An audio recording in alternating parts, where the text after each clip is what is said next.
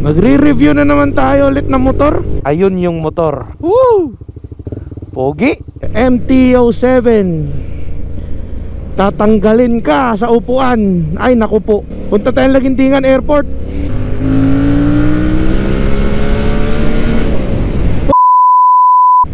Woo! Nakakatakot. Ito yung totoong dark side of Japan. Meron pa.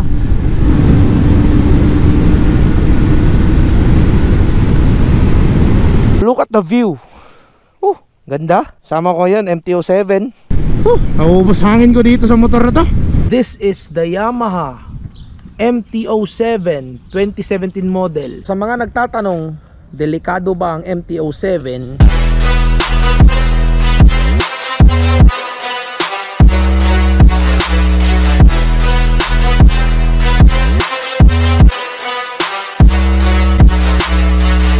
Yo, what's up guys? Good morning. So today, may sorpresa ako para sa inyo. Magre-review na naman tayo ulit ng motor.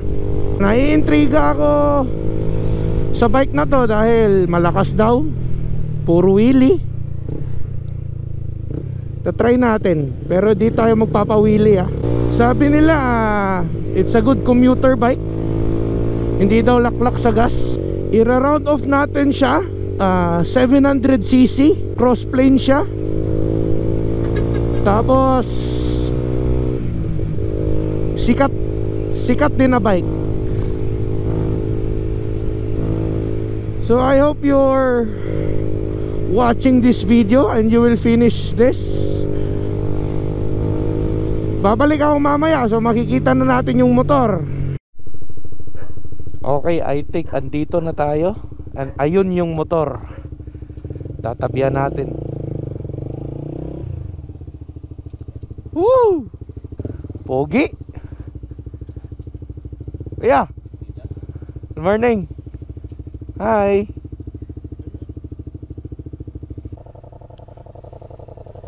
Thank you. Whoop. Uy. Woo.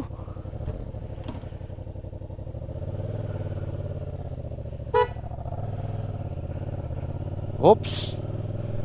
Lakas ah. Oh my god. Woo. Grabe yung quickness niya guys.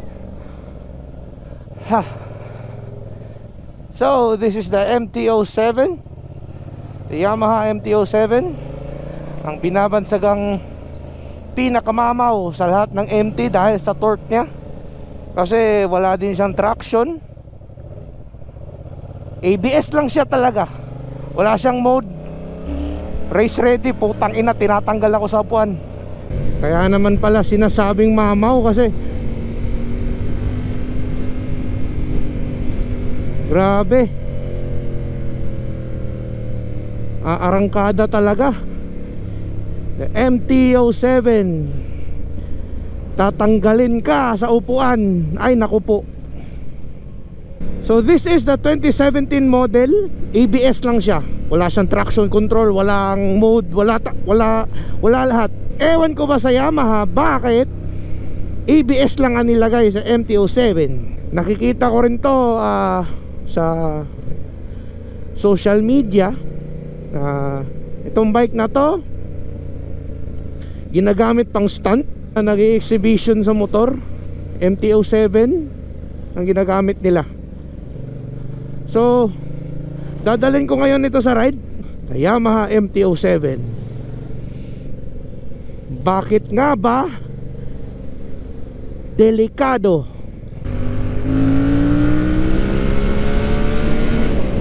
Putang ina! Woo! Grabe yung torque talaga.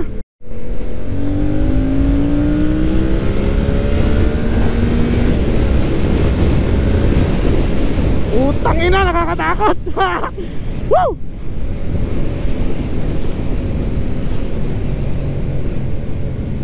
Grabe. Kaya pala tinatawag to na mamaw. Woo! Oh yeah!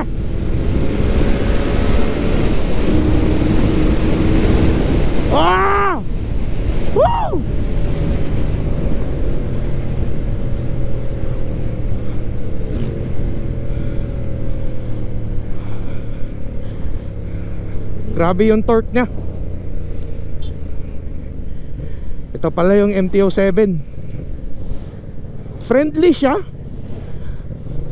Friendly siya na parang nakadroga. Ito yung totoong dark side of Japan. Putang ina, ang bilis. Ang lakas. Woo! Nasa 4th gear lang tayo, mid RPM 100 na diretso. Sabi nung may-ari, si Kuya Arm, yung top niya nito is 191. Hindi na natin naabutin yung top. Are you serious? Nakakatakot eh. Are you serious? Ayos din tong motor na to. Good job Yamaha. Woo! Ang bilis niyang umabot ng 140. Dito may konting straight dito, titignan natin. Oh shit, here we go again.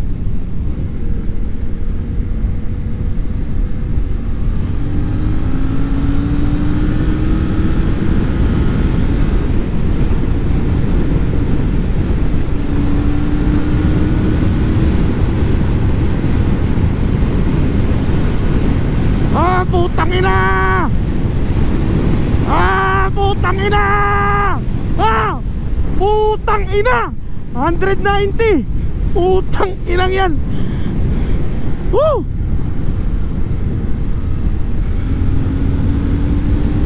Woo!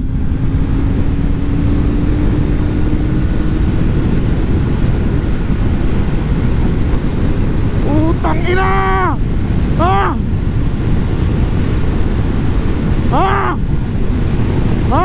Woo! Grabe! Woo!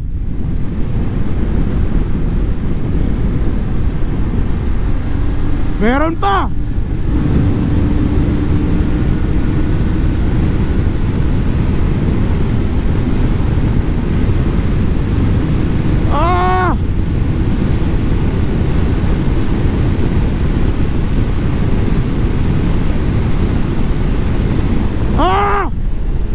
Woohoo!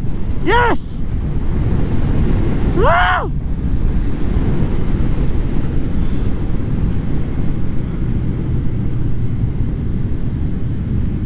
Ay, nandito na tayo sa Lubihid.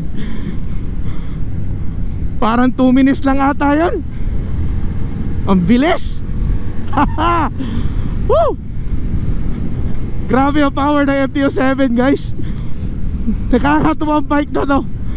Grabe. Hindi ka na daw mabibitin. Basta hindi ka mabibitin. Basta yun na yun. Hindi ka mabibitin. Putang ina, 198. Woo! Yes guys, so look at the view. Ganda. Sama ko yun, MT-07. Woohoo! Bilis niya, grabe. Ito pala ang feels ng MT-07. Hindi siya quick shifter. Hindi siya sleeper clutch. Yung nakalagay sa specs is wet clutch lang siya. So, ride ulit.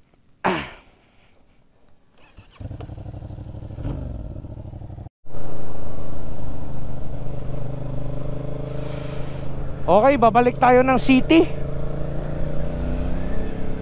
Babalik tayo ng Cagayan de Oro. Maghahanap ako ng matatambayan para makuna natin siya ng nice shots. Tapos sasabihin ko sa inyo anong specs nito.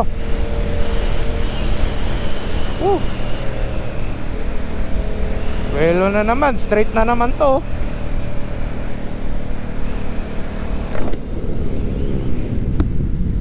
Oy, straight na naman.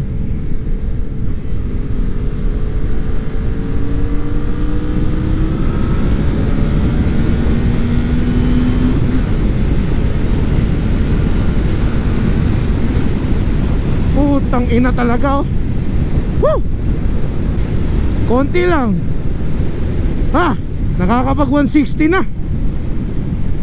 Naubos hangin ko dito sa motor na to. So this is the MT-07 from Yamaha. Iikutan natin. So it's a twin cylinder bike, dual ABS sa front and single ABS sa likod, and naka stock pipe na siya. May nilagay lang na style na parang canister.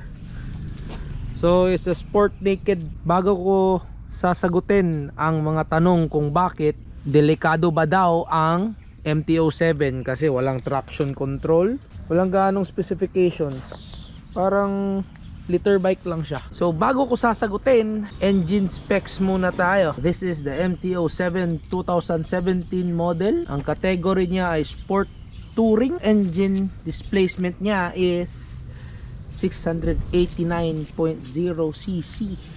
Round off natin sa 690cc. So malakas na tong bike na to. And yung engine type niya is twin cylinder, 4-stroke, 74 horsepower at 9,000 rpm. Torque niya is nasa 68.0 newton meters at 6,900 rpm. Fuel system niya, syempre fuel injected. Gearbox niya 6-speed. Transmission type and final drive naka-chain. Fuel consumption, sa mga nagtatanong, 23.3 kilometers per liter or titipid pa. Depende pagpiga mo sa silinyador. Ang chassis naman ng MT-07 na to is diamond frame. Suspensions niya okay naman, pero hindi to na-adjust. Ito lang ang nadagdag, oh, kasi nilagyan ni Kuya Arm ng stabilizer, so may extension dito, and mga crash guard, mini driving light. Yung suspension niya sa likod is na-adjust din. Ito adjustable yan. Ang ganda ng swing arm, oh. So yun lang, walang masyadong specs yung motor na to, pero ang ganda niya, promise. Yung gulong niya sa likod naka 180 by 55 Bridgestone butt locks ata yung stock na to. Medyo pudpud na yung gitna, tsaka yung front niya nakapagpalit na yata si kuya, parang nakamitas ata to. Ano bang size nito? Tignan natin yung size. Naka 120 by 70. So nakamitas. So ulitin ko, dual ABS, dual disc brakes, twin cylinder, 690cc. Naka ABS din sa likod. So yun na, yung MT-07 natin na nire-review ngayon. So ito, titignan natin yung panel. Okay, so nakikita dito yung time, yung fuel, yung odometer. Saan yung temperature dito? Dito makikita yung gear, eh. Yung takbo natin, kilometers per hour dito. Tapos dito sa baba, yung RPM. Ewan ko kung kita. Masyadong against the light, eh. So may hazard din siya dito sa baba. Dito may hazard siya, kita ba? Ayun, may hazard. This is the Yamaha MT-07 2017 model. Crash guard, may mga style na dito. May mga stickers lang ng konti. May tank pad. Ito yung tunog niya pag naka-idle.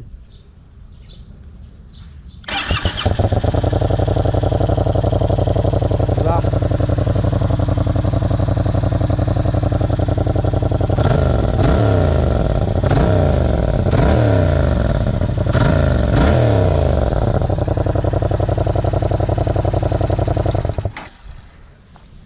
So para siyang V-twin, para siyang V-Rod na Harley Davidson or chopper. Pag pumikit ka, para talaga siyang chopper. Pero ang bilis niya, promise. Napakabilis ng bike na to. Grabe yung torque. So sa mga nagtatanong, delikado ba ang MT-07 dahil walang traction control? Para sa akin, Ang MT-07 ay napaka-friendly na bike, pero tumatayo talaga siya. Wheelie talaga. Dahil sa torque niya, ang taas ng torque niya eh. Kaya nga master of torque, di ba? Hindi to tatawaging MT kung hindi to master of torque. Na-test ko yung speed niya, yung torque, at saka yung handling niya. Yung handling niya, syempre Yamaha. Yung trademark ng Yamaha eh. Yung handling talaga. Sa mga nagtatanong, delikado ba ang MT-07? Hindi siya delikado. Safe naman.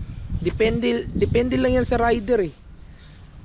Kasi sa akin, nakokontrol ko naman kahit papano, pero tatanggalin ka talaga sa upuan. Ewan ko na lang sa MT-9 tsaka MT-10. Baka ma-review natin yan, baka naman.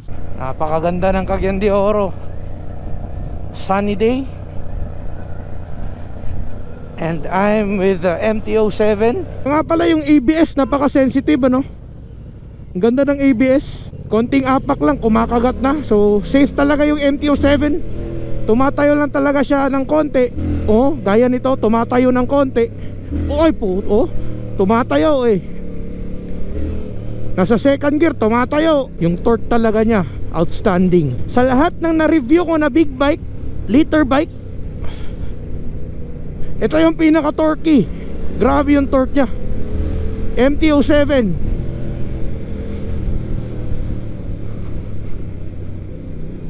Woo! Shout out Sticker Vince. Notaro the Bully oh. Ninja 400. Sino po ma shout out natin dito? Shout out to. Sino kay Yawa Hapit. Shout out. Nagbihis ako ng jersey kasi masyadong mainit. Shout out.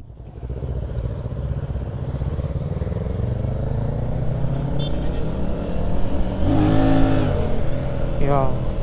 Woo! Yung riding position niya is naka-upright. Tapos chill lang. Hindi siya nakakangawit, hindi siya nakakangalay. Sabi ng ilan, nakakangalay daw pag long drive kasi 100% yung hatak. Wala kasi daw traction. Pero sa akin, okay lang naman, di pa ako nangangalay.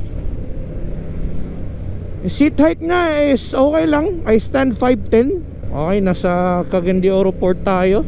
Di ko alam anong cruising speed nito, pero basta malakas siya, mabilis siya. Powerful na bike. ABS lang ang baon.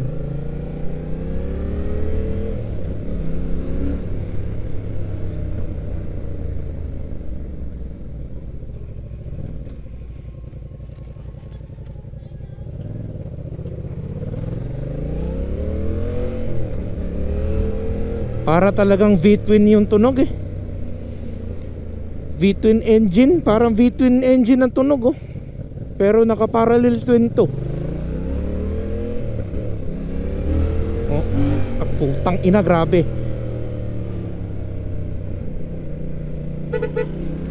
Okay, daan tayo kang EJ's Garage.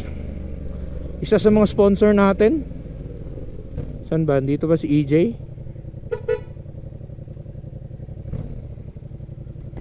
Shout out EJ's Garage. Shout out Boss Rizan.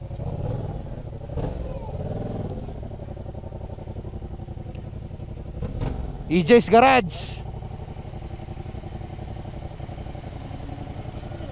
Yun, so hindi ko na namalayan. Gabi na pala. So uuwi na kami.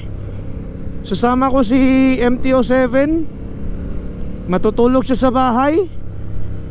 And I guess dito na magtatapos yung review ko sa MT-07 guys. Peace out. And shout out sa lahat na nagpapa-shout out. Salamat sa suporta nyo guys. Salamat sa suporta. Tsaka ride safe kayo palagi. And God bless you all. Salamat guys. Goodbye, goodbye, goodbye. Goodbye. Peace out, peace out. God bless you guys, God bless you. Salamat. Bye.